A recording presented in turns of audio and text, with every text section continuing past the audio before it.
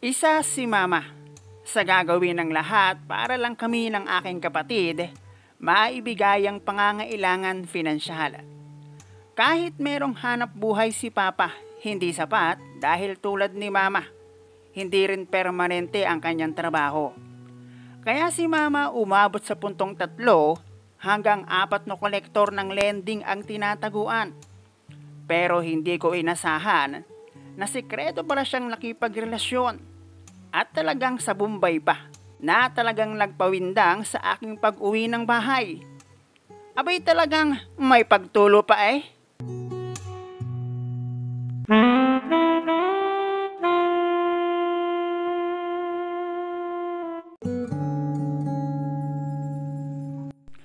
Hindi naman dating ganon ang buhay namin.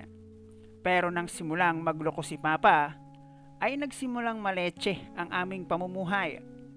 Itago mo na lang ako sa pangalang Elisa, 30 years old, at sa kabila ng pagkakaroon namin ng 2 anak, ng lalaki na itago na lang natin sa pangalang Arman, ay eto at patuloy pa rin kaming nagsisikap para tugunan ang pangangailangan ng aming supling. Katulad ng aking ex na ngayon ay aking mister, ay isa ding driver si Papa. At noong aking kabataan, aminado kong na-enjoy ko ang buhay ng sagana dahil pareho sa aking magulang ay merong pinagkakakitaan. May sariling bahay, laging puno ang ref at laging may baong pera pagpapasok ng school kahit walking distance lang naman mula sa aming bahay. Sama-sama pag merong okasyon at sama-samang gumagala sa mall after magsamba. Buong akala ko ay ganoon ang pamilya na aking kakalakihan hanggang ako at ang 2 ko pang kapatid ay para-parehong magkaroon ng maayos na trabaho. Pero hindi pa man kami nakakatapos ng elementary, nakaranas na kami ng pangangamote nang magsimulang hindi umuwi si Papa at ang reason ng madalas na hindi pagkakasundo ng aming mga magulang, babae. Maging ang pag-aaral naming magkakapatid nawindang. Lalo na noong kaming magkakapatid ay pare-pareho ng high school dahil si Papa tumigil na ng pagpapadala sa amin. Tapos nagsarado pa ang kumpanya na pinapasukan ni Mama. Para lang naman kaming pinagtampuhan ng kapalaran dahil sa patong-patong na problemang dumating sa amin. Mabuti na lang at may nakuhang pera si Mama mula sa nagsaradong company at nagamit niya para magtayo ng isang munting negosyo.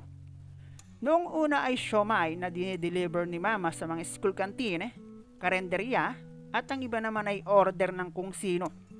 Hanggang sa nagkaroon kami ng pwesto di kalayuan sa palengke. At ang aming naging paninda ay lutong pagkain, siomai pati siopaw. Noong may naghanap ay pinatos na rin ni Mama. Pero hindi iyon ganoon naging kadali dahil kaming magkakapatid kasama sa sakripisyo para mapagana ang aming negosyo. Gigising ng maaga para sa preparasyon ng mga menu, yung tipong tanghalian na lang ay kailangan pa naming i-assist si Mama, lalo na pag natsyempuhan na maraming tao. Pero sa kabila ng pinagsama-sama naming puwersa, ang kita kulang pa rin. Doon na nagsimulang humanap ng mahihiraman ng pera si Mama. Madalas kasi pagdating sa gastusan, bukod sa kita, damay pati puhunan. At sa ganong kalagayan, ay hindi lang naman kami ang may negosyo na mayroong utang, kaya dumami ang mga negosyanteng kilala ni Mama. Bukod sa mga kakilala ni Mama, na tulad niyang small business owner, nagsimula siya sa kasabihan ng mga taong nangangailangan. Ang taong gipit sa Bombay, kumakapit. At bukod sa Bombay ay company lending at meron din siyang individual na hinihiraman ng pera. Nasa paglaon ang naging resulta. Nak, pag may naghanap sa akin sabihin mo, umalis. Yun ay dahil nagkapatong-patong ang nahiraman ni Mama dahil sa sistemang bayad utang at utang bayad sa utang. Maliban sa akin na pangalawa sa aming magkakapatid, ramdam ang pagiging mahigpit ni Mama. At talagang hiyang-hiya ako sa aking boyfriend noong akin siyang ipakilala kay Mama dahil sa hindi magandang ugali na ipinakita ni mama. At dahil mahal ko ang lalaki na itago na lang natin sa pangalang Bonbon, ay ang magtago o itago at gawing lihim ang aming pagkikita. Ngunit subalit datapwat, ang aking pagkipagkita ng lihim sa aking boyfriend na si Bonbon ay naging dahilan upang bago pa ako makagraduate ng high school ay naisuko ko na ang aking bataan. Madalas kasi ang aming tagpuan ay sa madidilim na lugar. Yun ay dahil iniiwasan namin ang merong makakita sa amin dahil maraming kakilala si mama. At ang isa sa paborito naming lugar kung saan ay walang gaanong tao, lalo na paggabi, ay sa tabi ng irigasyon, hanggang sa ang palagian naming pagkikita ay umabot sa pagpasok ng tulisan sa sagradong kuweba. Matagal na ganoon ang sitwasyon ng aming pamumuhay, yung tipong nakakatamad ng mag-school, tapos lagi pang mainit ang ulo ni mama. Dumagdag pa si kuya na naabutan ni mama na nag-uwi ng babae sa bahay. Ay talaga namang pati kami ni Bunso damay. Mabuti na lamang at graduate na si kuya ng high school at medyo swerte sa kanyang naging jowa dahil legal pala sila sa magulang ng babae. At noong madisgrasya ni kuya ang babae, na itago na lang natin sa pangalang Sheila, na ngayon ay aking hipag, si kuya. Pinag-aral ng 2 taon sa college ng kanyang mga biyanana. Sa lugar kasi nila, ay isa sa kilalang negosyante ang kanyang mga biyanan. Sana all na lang talaga. Dahil hindi ganon si mama kay Bonbon kaya laging lihim kung kami ay magkita. At ang masaklap, hindi rin kami legal sa magulang ni Bonbon. Kaya noong pansin ko na kay Mr. Popoy na lang interesado si Bonbon, nakipag-break ako. Dahil pakiramdam ko, pag nakatagpo siya ng higit sa akin, pwede niya akong ipagpalit. Matapos ko kasing maisuko ang aking bandera. Sa bawat pagkikita namin, si Mr. Popoy hindi nawawala. At sa tagal ng aming relasyon, ay hindi ko na mabilang kung ilang beses nagalit si Bonbon nang dahil lamang sa hindi napagbigyan. Sa pagkakaroon ng asawa ni kuya, 2 na lang kami ni Bunso na naging kaagapay ni mama. Noong matapos ako ng high school, nag-focus ako sa pagtulong kay mama. Yun ay para patapusin ng high school ang sumunod sa akin. Sabi nga ng nakararami, mas magaan ang buhay kung tulong-tulong. At totoo ang bagay na iyon.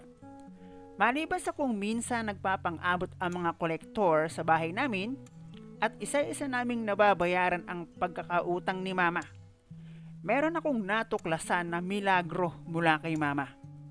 Ang akala ko, ako lamang ang nagtatago at gumagawa ng paraan noong panahong kami pa ni Bonbon.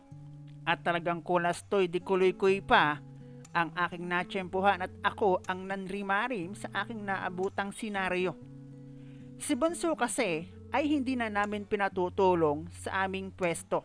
Basta aalis siyang malinis ang bahay, sapat na. At kami ni mama ang nag-focus sa pwesto. Then pagkatapos naming magluto, palitan na kami ni mama. At nang isang beses na medyo maluwag ako sa pwesto at mananghalian si Bunso, ay pansamantala akong umuwi ng bahay. Doon ko nalaman na ginawa pala ni mama ang isa sa 4 pang naiiwan na kanyang pinagkakautangan na itago na lang natin sa pangalang Boy Begote. At talagang ibang tanghalian pa ang kanilang naisipang trip. Meron kasing extension ang bahay namin, tapos yung gate hindi nila nalak. Kaya naman nakapasok ako nang hindi nila nalalaman. At talagang doon pa sila sa sala, inabot ng kagutuman with matching patulo effect pa. Hindi ko alam kung anong mararamdaman ko at naisip ko na ganun na baka desidido si mama para lang hindi makabayad ng utang. Iba din ang taste ni mama, hindi ko kaya. Bilang babae parang ako ang nahiya. Napansin ko kasi na mukhang ang lahat mula nang magkahiwalay sila ni papa. Labis ang pagkagutom ni mama at doon lahat ibinigay niya. Binaliwala ko ang aking nasaksihan, bagkos nagsimula akong magtabi ng pera para sa akin. Pasigurado lang na anuman ang mangyari, meron akong pera na magagamit pang simula. Naging makasarili na rin ako noon, lalo't kahit anong ganda naman ang aking pakita kay mama, ay ako pa rin ang laging masama. Noong makagraduate ang kapatid ko, pinag-aral siya ni mama ng college. At dahil meron naman akong natabing pera, nag-ipon ako ng requirements para maghanap ng trabaho. Para lang makaiwas ako sa halos araw-araw at nakakarindi na sermon mula kay mama. Maigi pa si kuya, safe na. Ang matindi, ang itinuring ni mama na kanyang pag-asa, natisod ng boyfriend, 5 buwan matapos simulan ang pag-aaral ng college. At syempre, damay na naman ako. Dahil doon, napilitin akong magrenta ng bahay. Bukod sa hindi hassle ang pagpasok ng trabaho, lagi pang maganda ang aking umaga. Maliban sa renta ng bahay at pansariling gastusin, at kung minsan pag-aabot ng pera kay mama, nag-ipon ako dahil plano ko ang mag-ibang bansa para sa mas malaking kita. Yun nga lang, nakilala ko naman ang lalaki na itago na lang natin sa pangalang Arman, isang forklift operator sa company kung saan kami nagkakilala. Kumpara sa akin, di hamak mas may edad sa akin si Arman at may 10 taon na ring regular sa company.